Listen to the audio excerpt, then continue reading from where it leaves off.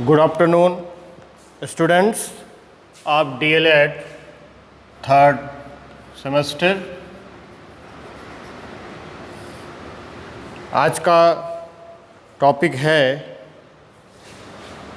विषाणु। विषाणु जिसको अंग्रेजी में वायरस बोला जाता है। वायरस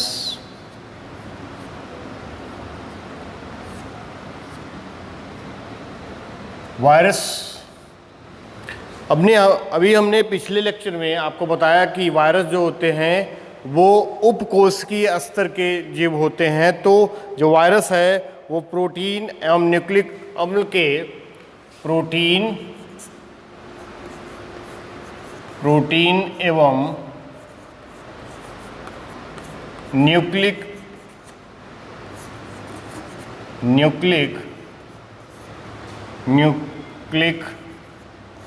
अम्ल के उपकोशीय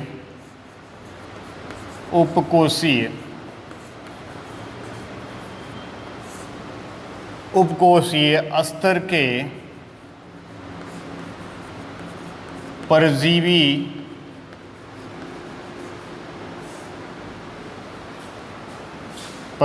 होते हैं।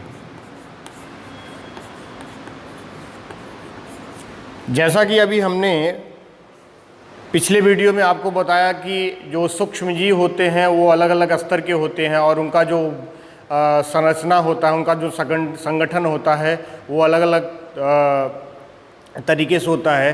तो कुछ जो होते हैं उपकोशिकीय स्तर होते हैं, कुछ जो होते हैं वो जो है कोशिकीय प्रोकैरियोटिक स्तर के होते हैं, कुछ जो है यूकैरियोटिक स्तर के होते हैं।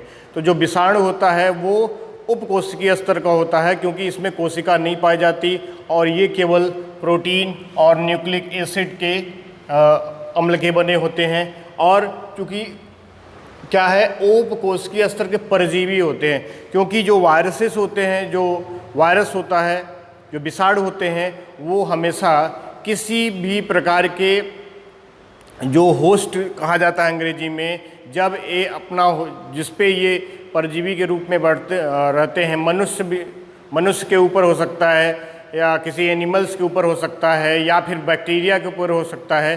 तो ये जो है उसके ऊपर पाए जाने वाले परजीवी के रूप में होते हैं और उन्हीं से जो है अपनी जो द्विगुणन क्षमता होती है वो प्राप्त करते हैं।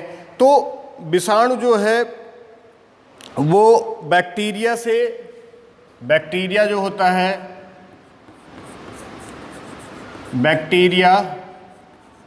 बैक्टीरिया से भी छोटा होता है।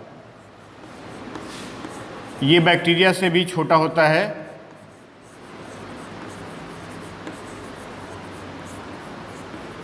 बैक्टीरिया से छोटा होता है क्योंकि बैक्टीरिया जो है माइक्रोन मीटर में इस काउंटिंग की जाती है, जबकि ये मिली माइक्रोन में काउंट किया जाता है, इसका जो है गणना की जाती है।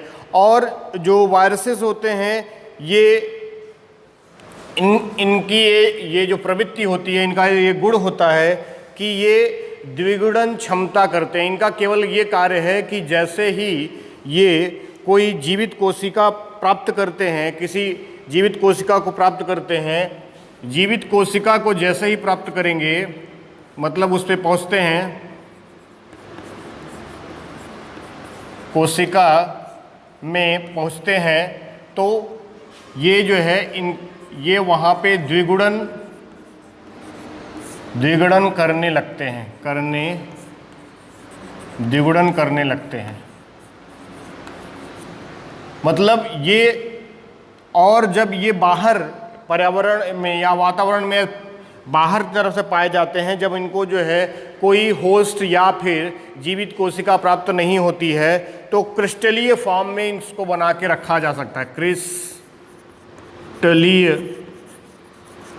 रूप में इसको रखते हैं, तो क्रिस्टल फॉर्म में इसको बना के रखते हैं। और जो है जैसे मैंने कहा, जैसे ही जीवित कोशिका प्राप्त करते हैं तो द्विगुणन करने लगते हैं। द्विगुणन का मतलब रिप्लिकेशन होता है, रिप्लिकेशन, और रिप्लिकेशन के माध्यम से अपने जैसे अब जो न्यूक्लिक एसिड उसका होता है, न्यूक्लिक अम्ल होता है, उसकी प्रतिआकृति या जो है उसी तरीके से वो लगातार उसकी संख्या में वृद्धि करने लगते हैं, क्योंकि जैसे ही जीवित कोशिका को प्राप्त करते हैं तो उसके डीएनए पे ये जो वायरस होते हैं वो उनका जो न्यूक्लिक एसिड होता है उनके साथ में जुड़ के उन पर कंट्रोल कर लेता है और सारी प्रक्रियाओं को खुद ही करवाता है। मतलब किसी सेल में अगर ये सेल में ये पहुंचा तो ये जो वायरस जब इसमें इंटर करते हैं तो इसका जो डीएनए होता है इसके साथ में जुड़ के पूरे सेल की प्रक्रिया का नियंत्रण खुद ही करने लगता है और ये पूरा का पूरा जो उपापचयी क्रियाएं होती हैं वो लगातार उसी क्रम में चलने लगती हैं। तो इसीलिए मैंने कहा कि जैसे ही ये क्या होता है, कोशिका प्राप्त करेंगी तो कोशिका प्राप्त करते ही जो है द्विगुणन की क्षमता इसमें आ जाती है और अपने न्यूक्लिक एसिड की संख्या को लगातार बढ़ाने लगती है। तो उसी को हमने कहा कि अंग्रेजी में रेप्लिकेशन बोला जाता है। और जबकि वातावरण में ये जब रहेगा तो वो क्रिस्टल फॉर्म में रहता है ये, और इसी के कारण इसको सजीव और निर्जीव के बीच कड़ी माना जाता है। सजीव व निर्जीव के बीच में कड़ी माना जाता है, निर्जीव के बीच की कड़ी माना जाता है। किसको? वायरस को। तो इस प्रकार से आपने देखा कि वायरसेस का जो प्रवृत्ति है और इसकी ज़्यादातर जो खोज हुई है वो 19वीं और 20वीं शताब्दी के बीच में हुई है। और दूसरी चीज़ है कि वायरसेस की खोज जो है तब हुई जबकि इलेक्ट्रॉनिक माइक्रोस्कोप का विकास हुआ। इलेक्ट्रॉनिक माइक्रोस्कोप का विकास हुआ। इतने सूक्ष्म होते हैं जो कि इलेक्ट्रॉनिक माइक्रोस्कोप के माध्यम से ही ये देखे जा सकते हैं। इसको इसी की सहायता से देखा जा सकता है। और जैसा मैंने बताया कि ये मिली माइक्रान में इनका मेजरमेंट होता है। तो मिली माइक्रान में इनको मेजर करते हैं। तो इस प्रकार से अब देखते हैं कि लगातार जो है, तो अब एक विषाणु की जो संरचना होती है वो क्या होता है हम आपको बताते हैं। विषाणु की संरचना तथा आवरण। एक जो विषाणु होता है, जो वायरस होता है, वायरस क्या होता है हम आपको ये भी बता देते हैं। वायरस का मतलब पॉइजन होता है, जहर होता है। और ये जो है पूरी तरीके से कभी भी ये लाभदायक नहीं होता, हमेशा हानिकारक और रोग फैलाता है। वो चाहे जंतु हों, चाहे पौधे हों, या फिर जो बैक्टीरिया हो या जिसको जीवाणु बोलते हैं, हर में प्रत्येक में वो जो है लगातार क्या करता है, पॉइजन जैसे ही इंटर करेगा अपने पे उन पर कंट्रोल कर लेगा, नियंत्रण करता है सेल पे और पूरी तरीके से अपने जो है लाइटिक और लाइसोजेनिक दो साइकिल होती हैं जो है, जिसमें एक में बैक्टीरिया को नष्ट कर देता है और दूसरे में उसके डीएनए के साथ में जुड़ के अपनी प्रतिआकृति के साथ में जो बैक्टीरिया को बदल देता है। तो यहाँ पे हमने कहा कि बैक्टीरिया जो होता है उसकी संरचना और आकार क्या होता है, संरचना तथा आवरण क्या होता है। तो एक विषाणु जो है, जबकि मैंने यहाँ पे शुरुआत में ही बोला कि उसके पास दो चीज़ें विशेष हैं, प्रोटीन है और वह न्यूक्लिक एसिड है, न्यूक्लिक अम्ल है। इन दोनों से ही ये बना होता है। और जो न्यूक्लिक एसिड या तो आरएनए होगा या फिर डीएनए होगा। और इन्हीं को ये प्रोटीन जो होती है इनको कवर करती है, आवरण के रूप में घेरे रहती है। प्रोटीन जो होता है उसको कैप्सिड बोलते हैं। क्या बोलते हैं? कैप्सिड बोलते हैं। और जबकि इसकी जो यूनिट होती है, एक छोटी छोटी यूनिट होती है, उसको कैप्सोमियर के नाम से जाना जाता है, कैप्सोमियर के नाम से जानते हैं। तो ये कैप्सिड और कैप्सोमियर इस जो न्यूक्लिक अम्ल हैं, आरएनए या डीएनए, इसको जो है कवर करते हैं। तो हम आपको बताते हैं कि इनके आधार पे जो वायरसेस होते हैं वो अलग अलग हैं। जैसे जंतु के लिए जो वायरस हैं वो अलग होते हैं, पादप के लिए अलग होते हैं और जीवाणुओं के लिए अलग अलग होते हैं। तो अब जंतु जंतु विषाणु, पादप वायरस, जंतु विषाणु, पादप विषाणु और विषाणुभोजी। विषाणुभोजी ये जीवाणु के लिए होता है, जीवाणु के लिए। मतलब 3 प्रकार के 3 कैटेगरी है ये जो कैप्सिड और कैप्सोमियर या न्यूक्लिक अम्ल जो है इसके साथ में बनता है। तो जंतु विषाणु, पादप विषाणु और विषाणुभोजी मतलब जीवाणुओं के लिए होता है। और इसमें आप देखेंगे तो जो न्यूक्लिक अम्ल है, विशेषकर हम आपको बताएं जो आरएनए है, ये पादप में आरएनए विशेषकर इसकी न्यूक्लिक अम्ल के रूप में होता है। जो पौधों पे जो रोग फैलाते हैं वो आरएनए के जो है वहाँ पे न्यूक्लिक एसिड होता है। और जबकि अब यहाँ पे हम कह सकते हैं कि ये सिंगल स्ट्रैंडेड होंगे या डबल स्ट्रैंडेड होंगे। Yes, single stranded, double stranded मतलब वहाँ पे जो धागे की संरचना होती है, वहाँ पे जो हेलिक्स होते हैं, वहाँ पे बोला जाता है जब इसकी संरचना पढ़ते हैं हम लोग तो ये सिंगल स्ट्रैंडेड बोलते हैं, डबल स्ट्रैंडेड बोल सकते हैं। जबकि जंतु विषाणु जो होते हैं वो मुख्यतः जो है डीएनए होता है इसमें, और ये जो है सिंगल स्ट्रैंडेड या डबल स्ट्रैंडेड हो सकते हैं। अब यहाँ पे जो विषाणुभोजी होता है ये जो है ज़्यादातर सिंगल स्ट्रैंडेड डीएनए या डबल स्ट्रैंडेड डीएनए होता है। डीएनए डीऑक्सीराइबोज न्यूक्लिक एसिड और राइबोज न्यूक्लिक एसिड, राइबोज शर्करा और डीऑक्सीराइबोज शर्करा से मिलकर बनने वाला जो है ये अम्ल है, और जो कि हमारे या फिर किसी भी एंटिटी का अस्तित्व बनाता है, अस्तित्व लेके चलता है। अब हम देखते हैं कि इसकी संरचना, जैसा कि मैंने अभी अलग अलग तरीके से जंतु, पादप और विषाणु में बताया। अब इसके हम आपको बताना चाहते हैं कि इसकी संरचना में जब हम जंतु विषाणु को या जंतु विषाणु होते हैं उनके जो बाहर कैप्सिड होता है, मान लीजिए ये जंतु विषाणु है कोई, और ये जो है मैंने जैसा बताया अभी कि ये प्रोटीन की कवर होती है, इसके अंदर जो है न्यूक्लिक एसिड है जो डीएनए होता है, चूँकि मैं जंतु बता। अब इसके ऊपर एक परत और पाई जाती है जो जैसे कि प्लाज्मा मेम्ब्रेन होता है, किसी भी कोशिका के ऊपर जो प्लाज्मा मेम्ब्रेन की कवर होती है वो लिपिड और जो है जो क्या कहते हैं कि फास्फोलिपिड की बनी होती है और उनके बीच बीच में प्रोटीन होती है। उसी प्रकार से ये भी होता है, ये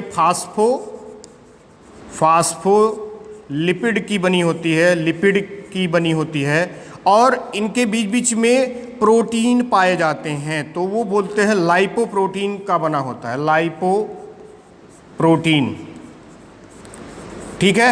और यहाँ पे इन पर स्पाइक पाए जाते हैं, स्पाइक्स होती हैं। ये स्पाइक्स क्या होते हैं? ये स्पाइक्स जो होते हैं बाहरी सतह पर स्पाइक्स होते हैं जिनको पेप्लोमर बोलते हैं। ये जो स्पाइक्स होते हैं इनको पेप्लोमर कहा जाता है।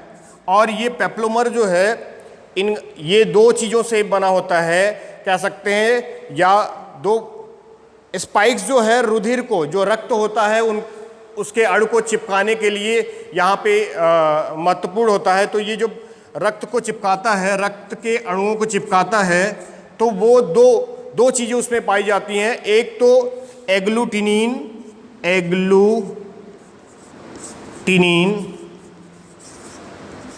और दूसरा जो है एग्लूटिनिन हो गया, और दूसरा जो है न्यूरामिनिडेज। ये 2 चीज़ें होती हैं, न्यूरामिनिडेज, ये 2 चीज़ें यहाँ होती हैं जिससे ये जो है रुधिर में के अणुओं को आपस में चिपका देता है और कहीं पर भी जो है वो उस तरीके से जाता है। अब इसी प्रकार से विषाणु के लाइपोप्रोटीन जो स्ट्रक्चर है यहाँ पे कवर है इसमें बहुत प्रकार की एंजाइम्स पाई जाती हैं, और ये एंजाइम्स बहुत महत्वपूर्ण होती हैं। जबकि कोई जो वायरस होता है जब किसी जीवित कोशिका में प्रवेश करता है तो तुरंत ये जो है, ये एंजाइम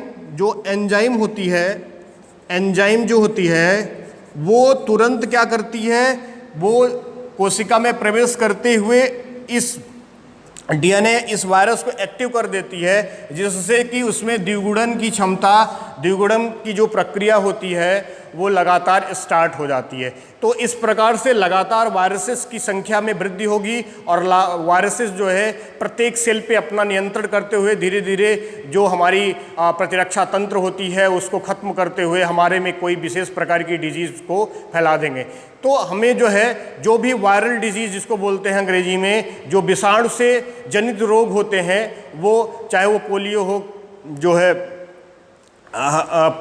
जो है, कैंसर हो, या फिर जो है हैज़ा हो, या फिर बड़ी माता हो जिसको स्मॉल पॉक्स और जो है ज्वर हो। तो इस प्रकार के जो एनिमल्स में, जंतुओं में पाए जाते हैं ये, या पादपों में जो रोग पाया जाता है, जैसे कि मोज़ेक वायरस बोला जाता है कि तंबाकू के पत्तियों में जो मोज़ेक विषाणु होता है, और उसी प्रकार से जैसे कि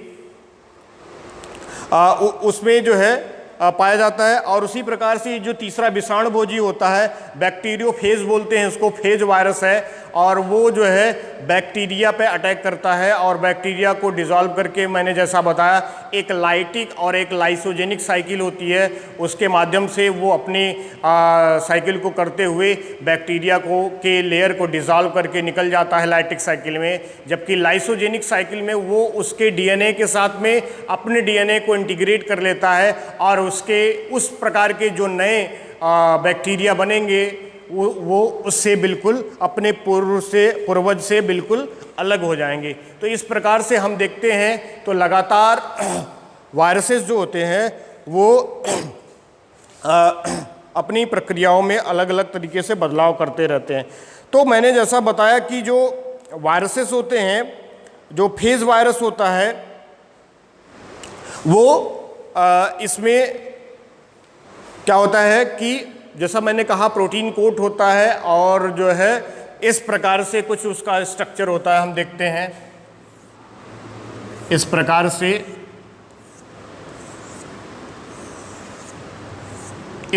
से, स्ट्रक्चर है उसका, और यहाँ पे 6 पिन टेल फाइबर्स होती हैं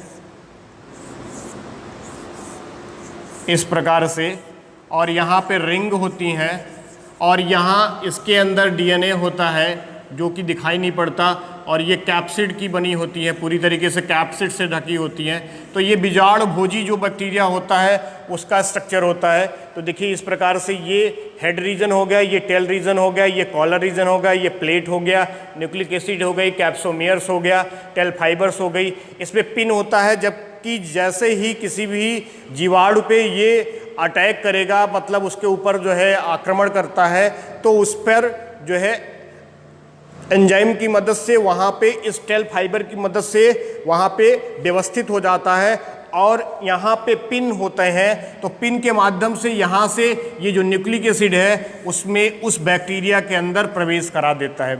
बैक्टीरिया के अंदर प्रवेश करा देगा तो वो तुरंत जो है रेप्लिकेशन, मतलब द्विगुणन की प्रक्रिया में चला जाएगा, और टूट के तुरंत जो जीवाणु का डीएनए है उसके साथ में मिल जाएगा, सम्मिलित हो जाएगा, और उसके साथ में द्विगुणन की प्रक्रिया कर लेगा। दूसरे शब्दों में कहें तो वो पूरी तरीके से अपने उसको नियंत्रण में, पूरे सेल को नियंत्रण में, बैक्टीरिया के सेल को अपने नियंत्रण में लेके पूरी उपापचयी क्रियाओं को करने लगता है, और अपने तरीके से वहाँ पे अपने जैसे द्विगुणन, अपने जैसे जो है वायरसेस का फॉर्मेशन करने लगता है, उसके छोटे छोटे अंगों को बनाने लगता है, हेड रीजन को, कॉलर रीजन को, फाइबर्स को, टेल को, इन सारी चीज़ों को बनाने लगता है। और बाद में कुछ टाइम के बाद वहाँ से जो बैक्टीरिया होते हैं और ये आपस में जुड़ के असेंबली, मतलब ये समायोजन करेंगे, और धीरे से फिर से एंजाइम की मदद से वहाँ से बैक्टीरिया जो जीवाणु होते हैं वहाँ के उनके लेयर को, प्लाज्मा मेम्ब्रेन को वो नष्ट करके बाहर निकल जाएंगे और जाके फिर से किसी दूसरे बैक्टीरिया पे अटैक करेंगे। तो इस प्रकार से आपने देखा लगातार क्रम में, लगातार सीक्वेंस में जो वायरसेस होते हैं, खासकर बैक्टीरियोफेज जो वायरस होता है, इस प्रकार से अपनी प्रक्रियाओं को करता है। और तो वायरसेस जो होते हैं इसी प्रकार से गति करते हैं, लगातार सीक्वेंस में चल रहे हैं, लगातार गति कर रहे हैं, और ये प्रक्रिया हमेशा लगातार चलती ही रहती है। और तो ये वायरसेस जो होते हैं वो बहुत प्रकार के अलग अलग डिजीज़ को उत्पन्न करते हैं, और जो डिजीज़ है उसको हम देखेंगे। लेकिन सबसे पहले हम जो है अगले चैप्टर में ये जानने का प्रयास करेंगे कि विषाणु का जो है वो किस प्रकार से रिप्रोडक्शन कैसा होता है, और वो किस प्रकार से मतलब कि रेप्लिकेशन प्रोसेस करके जो है उसमें किसी में इन्फेक्शन करेगा। तो इस प्रक्रिया को हम देखेंगे, जानेंगे, समझेंगे। तो आज की चैप्टर में बस इतना ही।